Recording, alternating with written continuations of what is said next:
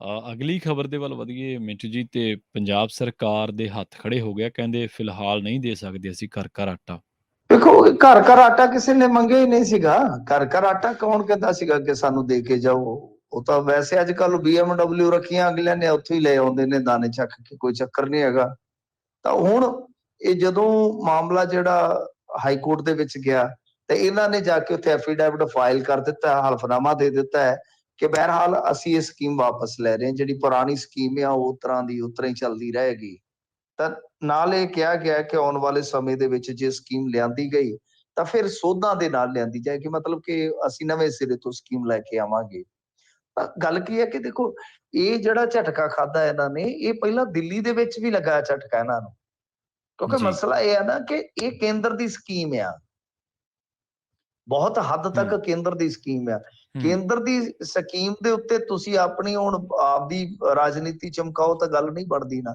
ਉਸ ਤੋਂ ਇਲਾਵਾ ਵੀ ਕਿਉਂਕਿ ਕੇਂਦਰ ਦਾ ਬਹੁਤ ਵੱਡਾ ਹਿੱਸਾ ਇਹਦੇ ਚ, ਫਿਰ ਇਸ ਤੋਂ ਇਲਾਵਾ ਜੇ ਤੁਸੀਂ ਦੇਖੋਗੇ ਤਾਂ ਮਸਲਾ ਇਹ ਆ ਕਿ ਜਿਹੜੇ ਡੀਪੂ ਹੋਲਡਰ ਨੇ ਉਹ ਕਈ ਐਕਟਾਂ ਦੇ ਵਿੱਚ ਜਿੱਦਾਂ ਕਹ ਲਈਏ ਕਿ ਪ੍ਰਮਾਣਿਤ ਨੇ, ਅਥਾਰਟੀ ਐਕਟ ਜਿਹੜੇ ਇਸ ਤਰ੍ਹਾਂ ਦੇ ਹੁੰਦੇ ਨੇ, ਤਾਂ ਉਹਨਾਂ ਨੇ ਸਾਰੇ ਕਾਨੂੰਨ ਕੱਢ ਕੇ ਅੱਗੇ ਰੱਖੇ ਸੀਗੇ ਜਦੋਂ ਇਹ ਦਿੱਲੀ ਦੇ ਵਿੱਚ ਮਾਮਲਾ ਚੱਲਿਆ ਸੀਗਾ ਕਿ ਭਾਈ ਸਾਨੂੰ ਤਾਂ ਤੁਸੀਂ ਮਤਲਬ ਕਿ ਜਿਹੜੇ ਪ੍ਰਮਾਣਿਤ ਆ ਉਹਨਾਂ ਨੂੰ ਗੇਮ ਚੋਂ ਬਾਹਰ ਕਰ ਰਹੇ ਹੋ।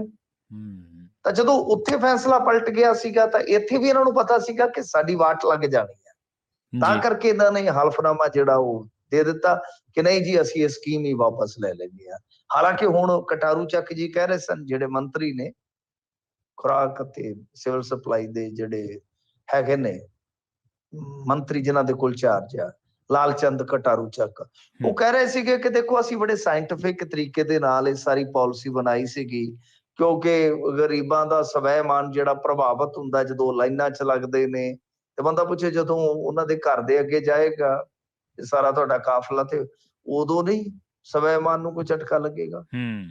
ਕਿਆ ਆਟਾ ਦੇਣਾ ਹੈ ਤਾਂ ਲੋਕਾਂ ਨੂੰ ਵੀ ਤਾਂ ਪਤਾ ਲੱਗੇਗਾ ਨਾ ਗੱਡੀ ਕਿਤੇ ਕਿਤੇ ਘਰ ਜਾਂਦੀ ਪਈ ਹੈ।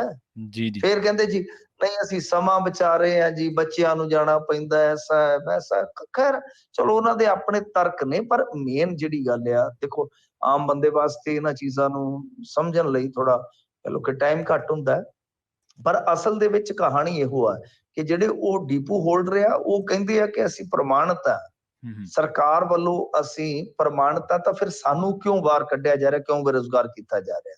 ਇਹਦਾ ਹੁਣ ਜਵਾਬ ਹੀ ਹੈ ਨਹੀਂਗਾ ਕੋਈ।